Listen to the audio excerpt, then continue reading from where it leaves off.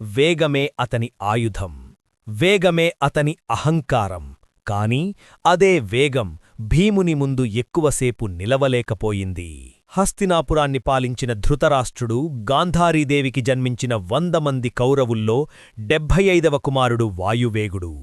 పుట్టినప్పటినుంచే అతనిలో ఒక ప్రత్యేక లక్షణం కనిపించేది: గాలిలా వేగంగా కదలడం.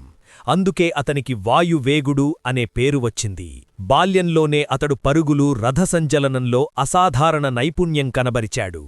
ద్రోణాచార్యుని వద్ద శిక్షణ పొందిన అతడు ఆయుధాల కంటే రథాన్ని నియంత్రించే కళలో నిపుణుడిగా ఎదిగాడు. యుద్ధంలో బలం కాదు, వేగమే గెలుపునిస్తుంది అనే నమ్మకంతో జీవించాడు. కురుక్షేత్ర యుద్ధంలో కౌరవుల పక్షాన అరుబైన రథయోధుడిగా రంగంలోకి దిగిన వాయువేగుడు తన అతి వేగవంతమైన రథచలకత్వంతో శత్రుసేనను గందరగోళానికి గురిచేశాడు. ఈ వేగంతోనే అతడు కొంతసేపు భీమసేనుడిని కూడా ఆక్రమించాడు. భీముడికి మొదటిసారి ఈ వేగాన్ని అంచనా వెయ్యడం కష్టమయ్యింది. కాని యుద్ధం ఎక్కువసేపు సాగలేదు. భీముని అసాధారణ బలం ముందు వాయువేగుడి వేగం నిలబడలేకపోయింది.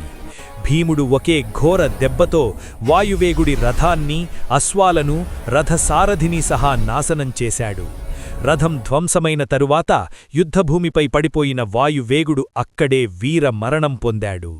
వేగానికి ప్రతీకగా పేరొందిన వాయువేగుడి కథ మనకు ఒక సత్యం చెబుతుంది: వేగం ఒక శక్తైనా భీముని వంటి అపార బలం ముందు అది ఒక్కటే సరిపోదు.